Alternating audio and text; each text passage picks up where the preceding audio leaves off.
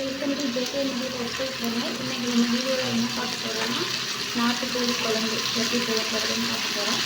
அதுக்கு வெங்காயம், ஒரு தக்காளி, கருவேப்பிலை, ஒரு ஸ்பூன் மிளகு, ஒரு ஸ்பூன் சீரகம் போட்டு வதக்கிட்டு இது நல்லா வதங்கணும்னு எடுத்து ஆற வச்சிடலாம். இப்போ நல்லா வதங்கிடுச்சு. இந்த ஸ்டேஜில் இறக்கி ஆற வச்சு மிக்சியில் அரைச்சிட்டு வந்துடலாம்.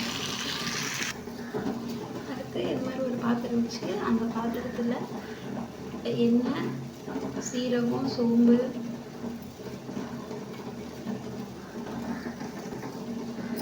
இது மாதிரி ஒரு பாத்திரம் வச்சு அதில் ஆயில் ஆட் பண்ணிவிட்டு அதுக்கு போட வேண்டிய ஸ்பைசஸ்லாம் சோம்பு, பட்டை, லவங்கம் இதெல்லாம் போட்டு நல்லா வதக்கி விட்டுட்டு கறியும் போட்டு வதக்கி விட்டுருக்கேன்.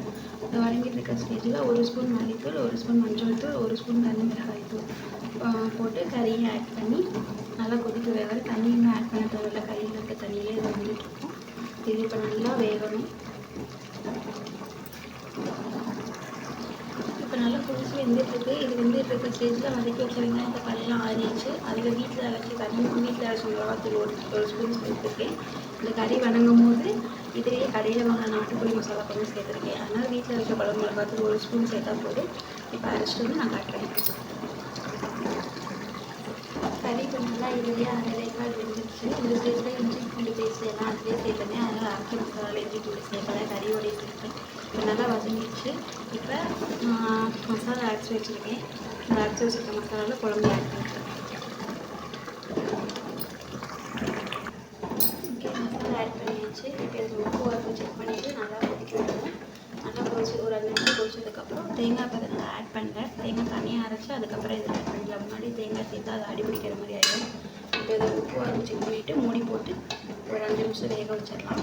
அதுக்கப்புறம் தேங்காய் அரைச்சி ஆட் பண்ணிக்கலாம். 5 நிமிஷம் ஆயிடுச்சு. குழம்பு நல்லா கொதிக்குது.